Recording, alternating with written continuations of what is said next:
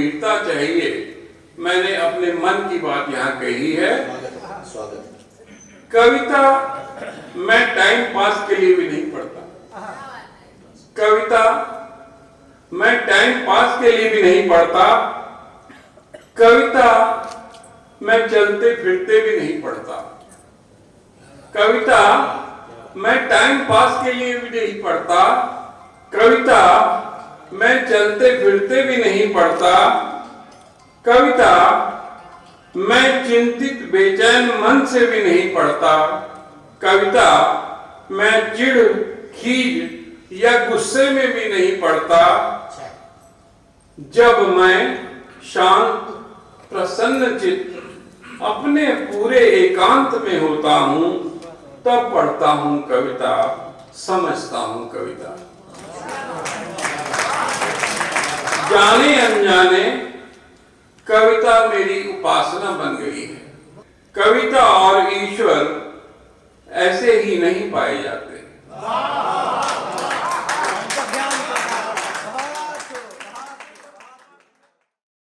समोना पड़ता है भीतर भीतर।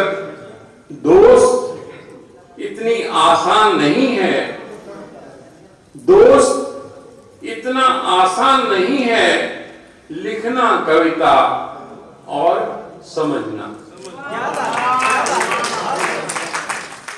कि पता नहीं ये अनायास हुआ है या सायास कि ये जो गुलदस्ता 7 लोगों का, 7 कवियों का आज मंच पर है, इनमें अपने विभिन्न विधाओं में अपनी प्रस्तुति दी।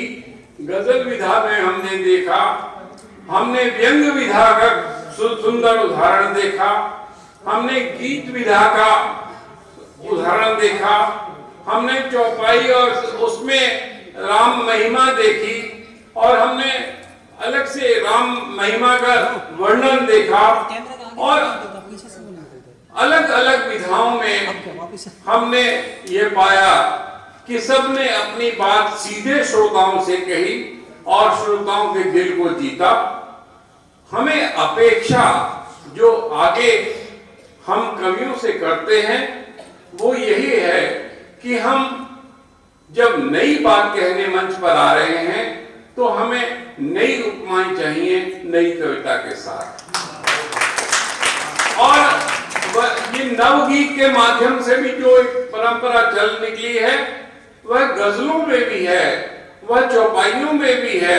विधा वही रहेगी, लेकिन आपको ढूंढना होगा, आपको खोजना होगा कुछ ऐसी बातें, कुछ ऐसी उपमाएं जो आज तक अनसुनी रह गई लेकिन हमारे दिलों में हैं, हमारे दिलों की भावुकता में हैं। हमें उनको लाना होगा और यही एक कवि की दक्षता है।